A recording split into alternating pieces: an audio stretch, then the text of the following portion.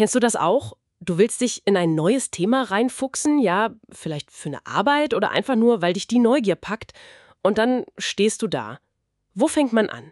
Gibt's da überhaupt noch was Neues zu sagen oder ist schon alles erforscht?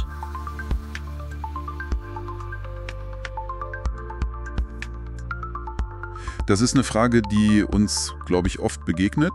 Und schnell landet man bei diesem Begriff Forschungslücke. Genau, Forschungslücke. Klingt erstmal etwas sperrig, das stimmt. Aber dahinter steckt ja die Idee, nicht einfach nur Altes neu aufzuwärmen. Wie gehst du denn damit um, wenn du dich fragst, ob zu einem Thema noch Luft nach oben ist? Gute Frage. Ich versuche erstmal zu verstehen, was meinen wir überhaupt mit Lücke? Ist das wirklich nur ein weißer Fleck auf der Landkarte? Also ein Thema, zu dem buchstäblich noch niemand was geschrieben hat? Naja, das ist es auch meistens. Was hier faszinierend ist, eine echte Forschungslücke ist selten komplettes Neuland.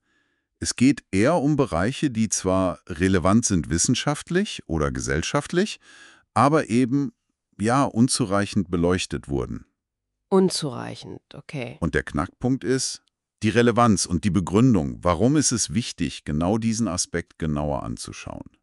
Ein unbeschriebenes Blatt allein macht halt noch keine sinnvolle Forschung. Okay, also nicht nur noch nicht da gewesen, sondern noch nicht genügend da gewesen, obwohl wichtig. Verstehe. Aber wie finde ich das raus? Wie spüre ich solche Lücken auf, ohne mich in Google und Bibliothekskatalogen total zu verlieren? Ja, der klassische Weg ist natürlich die systematische Recherche. In Datenbanken schauen, was gibt's schon. Aber oft, und das ist spannend, finden sich die besten Hinweise direkt in den Studien selbst. Kennst du das? Am Ende im Fazit oder Ausblick, wo dann steht, weitere Forschung sollte untersuchen? Ah ja, klar. Oder Grenzen dieser Studie sind. Stimmt, das sind quasi die Wegweiser, die andere Forschende hinterlassen haben. Und diese Lücken, die man da finden kann, die sehen ja auch ganz unterschiedlich aus, oder? Absolut. Ganz verschiedene Formen. Manchmal wurde ein Thema vielleicht nur mit Interviews untersucht, qualitativ. Und es fehlen harte Zahlen. Das wäre dann eine methodische Lücke. Okay. Oder ein Phänomen ist super erforscht, aber nur bei Jugendlichen, nicht bei Senioren. Eine kontextuelle oder, ja, zielgruppenbezogene Lücke. Manchmal sind die Erkenntnisse auch einfach, 20 Jahre alt und nicht mehr aktuell. Eine zeitliche Lücke. Oder es fehlt eine bestimmte theoretische Brille, ein bestimmter Blickwinkel. Super interessant, lass uns das mal durchspielen. Nehmen wir mal an, mich interessiert das Thema Humor in der politischen Bildung. Ich recherchiere und finde, sagen wir mal, einige Aufsätze und Fallstudien. Wo könnte da jetzt trotzdem eine Lücke lauern? Genau da fängt die Detektivarbeit an, sozusagen. Du könntest feststellen, die Studien beschreiben zwar, dass Humor eingesetzt wird, ja, aber messen kaum, was er bewirkt. Ah. Also keine quantitativen Daten zur Wirkung auf Lernmotivation oder vielleicht politische Einstellung. Das wäre die methodische Lücke. Okay. Oder alles konzentriert sich auf Schulkontexte. Aber wie sieht's in der Erwachsenenbildung aus? Bei Seminaren für Unternehmen oder in Volkshochschulen? Stimmt, das wäre dann kontextuell. Genau. Aber, und das finde ich wichtig, nur weil noch niemand Humor in der politischen Bildung in Liechtenstein, sagen wir mal, untersucht hat, heißt das ja nicht, dass das eine sinnvolle Lücke ist, oder? Man könnte ja fast alles Mögliche konstruieren. Exakt. Das ist die Gefahr der konstruierten Lücke.